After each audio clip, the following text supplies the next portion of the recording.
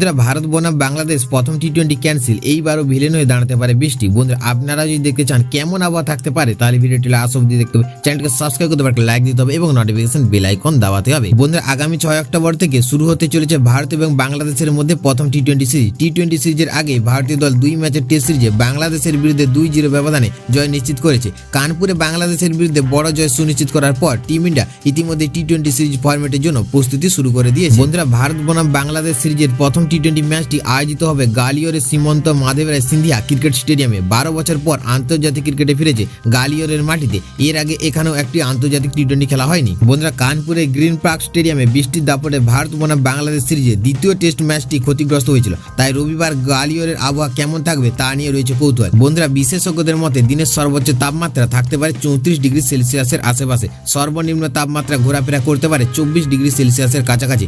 বাতাসে আপেক্ষিক আর্দ্রতা 61% থাকার সম্ভাবনা, যা অস্বস্তির কারণ হতে পারে ক্রিকেটারদের জন্য। বন্ধুরা, এছাড়া হাওয়ার গতিবেগ থাকতে পারে 2 কিলোমিটার প্রতি ঘন্টা। স্বস্তির খবর শুনিয়েছে হাওয়া অফিস। রবিবার মধ্যপ্রদেশের শহরে বৃষ্টির কোনো সম্ভাবনা নেই, তবে আকাশ আংশিক মেঘলা থাকতে পারে বলে জানা গিয়েছে।